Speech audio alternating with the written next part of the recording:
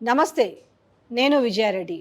ఆంధ్రప్రదేశ్ ఎన్నికలు ఒక side parliament, మరొక వైపు అసెంబ్లీ ఎలక్షన్స్ ఒకేసారి జరగటము. అంటే రకరకాల రివ్యూస్ వస్తున్నాయి, రకరకాల సర్వేలు వస్తున్నాయి. బట్ ఏ సర్వే చూసినా కొంత ఎడ్జ్ మాత్రము వైసీపీకి కనపడుతుంది. కానీ కొన్ని కాన్స్టిట్యుయెన్సీస్ విడదీసి కొంచెం కూలంకషంగా మాట్లాడుకుంటుంటే కొంచెం డిఫరెంట్ వేవ్ కనిపిస్తుంది. సో నిజంగానే అంటే తెలంగాణ జరిగిన ఎలక్షన్స్కి, ఏపీలో జరిగిన ఎలక్షన్స్కి ఏమైనా కంపారిటివ్లీ ఉందా? ఒకవైపు కూటమి, మరొక వైపు వైసీపీ. ఏం జరగబోతుంది అసలు? సో మనతో పాటు ఉన్నారు పొలిటికల్ అనలిస్ట్ చింతా రాజశేఖర్ గారు ఉన్నారు. నమస్తే అండి. నమస్తే మేడం. ఏందండి గమ్మత్తుగా ఉంది. మే 13కి ఎలక్షను.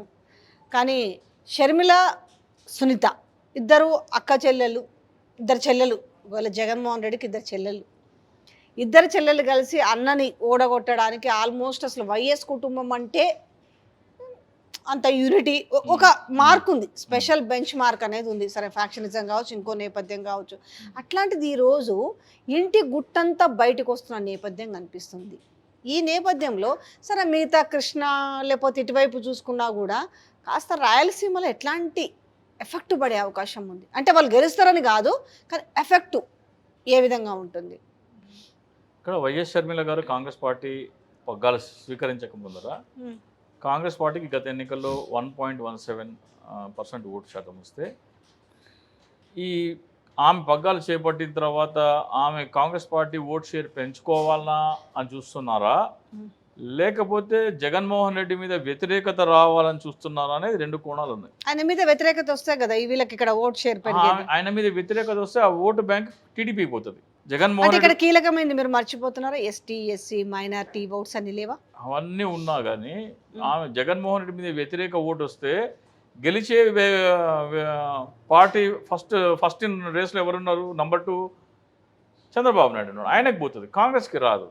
సో ఇక్కడ రెండు ఫ్యాక్టర్స్ షర్మిల ఆలోచించుకోవాలి, ఆంధ్రప్రదేశ్ కాంగ్రెస్ నాయకులు ఆలోచించుకోవాలి, జాతీయ కాంగ్రెస్ నాయకులు ఆలోచించుకోవాలి. షర్మిల చేస్తున్న ప్రచారం వలన కాంగ్రెస్ పార్టీ బలపడుతుందా, లేకపోతే వైసీపీ బలహీనపరిచి ఆ లబ్ధి తెలుగుదేశం చేస్తుందా అనేది చూడాలి. ఫస్ట్ ఆఫ్ ఆల్ ఆమె రెండు రకాల స్టేట్మెంట్లు ఇవ్వచ్చు. కాంగ్రెస్ పార్టీకి ప్రధాన శత్రువు జాతీయ స్థాయిలో మోడీ, బీజేపీ, ఆర్ఎస్ఎస్. ఈ మోడీ, బీజేపీ, ఆర్ఎస్ఎస్ మీద షర్మిల దాడి తక్కువ ఉంది. ఆంధ్రప్రదేశ్కి ప్రత్యేక హోదా ఇస్తాను ఇవ్వకపోవటం కానీ, విభజన హామీలు నెరవేర్చకపోవటం కానీ చేసింది మోడీ, భారతీయ జనతా పార్టీ. అది తెలుగుదేశం, వైసీపీ రెండు పార్టీలు బీజేపీతో సమర్థవంతంగా పోరాడలేకపోయాయి. కాబట్టి నేను రంగంలో దిగి ఆంధ్రప్రదేశ్కి న్యాయం చేస్తా అంటే ప్రజల మన్ననలు చూరగొనొచ్చు, ఓట్లు తీసుకురావచ్చు. దానికి ఉదాహరణకి ఒక స్టేట్మెంట్ ఇస్తే సరిపోతుంది. వైఎస్ రాజశేఖర రెడ్డి గారు ఏం చేస్తారంటే మీకు గుర్తే ఉంటుంది, 2004లో నేనే అధికారంలోకి వస్తున్నా, వ్యవసాయ మోటార్లు పంపు సెట్లు ఉన్న వాళ్ళు ఎవరు బిల్లులు కట్టకండి, నేను మాఫ్ చేస్తా, అవి వచ్చి నేను మాఫ్ చేస్తా అన్నారు. మొదటి సంతకం ఉచిత విద్యుత్, రైతులకు ఉచిత విద్యుత్ మీదనే పెడతా అన్నారు. మీరు బిల్స్ ఇప్పటి నుంచే కట్టకని చెప్పారు, ఏడాది ముందు నుంచే, అందరం మానేస్తారు. ఈమె కూడా నేను వైఎస్ రాజశేఖర రెడ్డి బిడ్డ అని చెప్పుకుంటున్నారు. ఆమె ఒక స్టేట్మెంట్ ఇస్తే, ఒకే ఒక స్టేట్మెంట్ ఇస్తే కాంగ్రెస్ పార్టీ ఓట్ షేర్ 5%కి వెళ్తుంది. 1.17% నుంచి 5%కి. ఆంధ్రప్రదేశ్ ప్రజలు ఎవరు కేంద్ర ప్రభుత్వ పన్నులు చెల్లించకండి, కేంద్ర ప్రభుత్వం మనకి ఇవ్వాల్సిన ప్రత్యేక హోదా ఇచ్చిన తర్వాత మనం బకాయిలతో సహా పన్నులు చెల్లిద్దాం, అప్పటిదాకా కట్టకండి. ఈ ఒక్క స్టేట్మెంట్ ఇస్తే ఆమె ఓట్ షేర్ 1% నుంచి 5%కి జంప్ అవుతుంది. ఆమె ప్రత్యేక హోదా మీద పోరాటాలు చేస్తా అని కానీ ఏమీ మాట్లాడతలేదు. వాళ్ళు ఏం చేసినారు, వీళ్ళు ఏం చేసినారు అంటున్నారు. కానీ కాంగ్రెస్ పార్టీ ఏం చేసింది? షర్మిల గారు ఏమంటున్నారంటే 22 మంది ఎంపీలు ఉన్నారు లోక్సభలో, రాజ్యసభలో 11 మంది ఉన్నారు, ఏం చేస్తున్నారు అన్నారు. మీ కాంగ్రెస్ పార్టీకి లోక్సభలో 50 మంది ఉన్నారు, రాజ్యసభలో 30 మంది ఉన్నారు, 80 మంది ఉన్నారు. మీరు వస్తే మొట్టమొదటి సంతకం ప్రత్యేక హోదా మీద పెడతా అంటున్నారు. మీరేం చేసినారు? మీరు జగన్మోహన్ రెడ్డి కంటే 3 ఎంపీలు మీకున్నారు కదా, మరి మీరేం చేసినారు?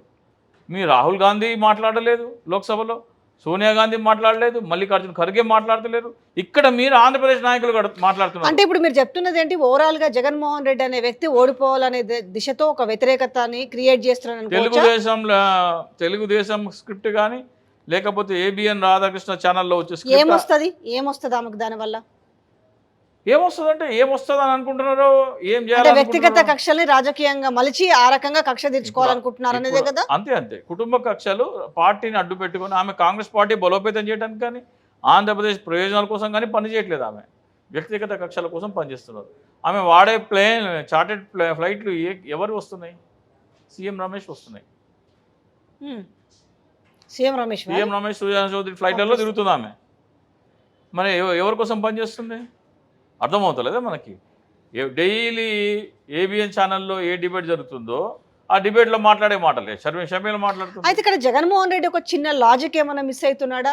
ఎందుకంటే చాలా మంది ఇదే చర్చించుకుంటున్నారు. ఆయన అవునన్నా కాదన్నా ఆయన జైల్లో ఉన్నప్పుడు అమ్మ పాదయాత్ర చేసింది, సరే ఓ గెలుపు కోసం ప్రయత్నం చేసింది, వాళ్ళ అమ్మ కావచ్చు ఆమె కావచ్చు. కానీ ఈ చిన్న లాజిక్ మిస్ అయ్యి ఆమెను దగ్గర చేసుకోకుండా దూరం చేసుకున్నాడు జగన్మోహన్ రెడ్డి. ఇలా అనవసరంగా ఇంటి విషయాలన్నీ కూడా బజార్లో పెట్టుకునే పరిస్థితి వచ్చిందనే చర్చ కూడా జరుగుతుంది. ఇక్కడ చాలామంది ఏమంటారంటే జగన్మోహన్ రెడ్డి వైసీపీ గెలుపు వెనకాల షర్మిల పాదయాత్ర కూడా కారణం అంటారు. షర్మిల పాదయాత్ర చేసింది 2014 కంటే ముందు. అయినా కూడా 65 సీట్లు అయితే వచ్చినాయి, 65 సీట్లు వచ్చినాయి. గెలవలేదు కదా. జగన్మోహన్ రెడ్డి పాదయాత్ర చేస్తే గెలిచింది. జగన్మోహన్ రెడ్డి ఆదరణ జైల్లో ఉన్నారు కాబట్టి ఆయన చెప్పిన ఒక వదిలిన బాణం అని చెప్పుకోవడం కానీ, వైఎస్ రాజశేఖర రెడ్డి బిడ్డ అని చెప్పుకోవడం కానీ, లేకపోతే పక్కన విజయమ్మ గారు ఉంటాం వల్ల కానీ, ఇవన్నీ కారణాల చేత జనాదరణ వచ్చింది తప్ప. కానీ నిజంగా ఒక్క మాట, ఆమెకి ఎంపీ సీట్ ఇచ్చినా, అంటే అవినాష్ ప్లేస్లో ఆమెకు సీట్ ఇచ్చినా, లేదు ఒకవేళ అవినాష్కు సీట్ ఇచ్చి ఆయన గెలిచినప్పటికీ కూడా ఈమెకు రాజ్యసభ ఇచ్చింది. ఈ నుంచి తీసుకుపోయి ఆర్ కృష్ణకు ఒక రాజ్యసభ ఇచ్చింది, ఒక రాజ్యసభ. ఈ రెండిట్లో ఏ ఒక్క సీట్ ఆమెకి ఇచ్చినా కూడా వీళ్ళు ఇంత తలనొప్పిని ఎత్తుకెత్తుకునేవాడు అనే చర్చ కూడా లేదా? ఏమంటారు ఈ విషయం? కరెక్టే. అంటే ఆమెకి ఇవ్వాల్సిన ప్రాధాన్యత, మరి నాకు రాజకీయాల పట్ల అంత ఆసక్తి లేదు అన్నట్టు మాటలు వచ్చినాయి. నాకు ఆంధ్ర రాజకీయాల పట్ల ఆసక్తి లేదు, నేను తెలంగాణ బిడ్డని, నేను తెలంగాణ రాజకీయాలు చేస్తాను ఆమె కూడా ఆంధ్రప్రదేశ్లో జగన్మోహన్ రెడ్డి నాకు అది ఇవ్వలేదు అనే మాట ఎందుకు వస్తుందో నాకైతే అర్థం కావట్లేదు.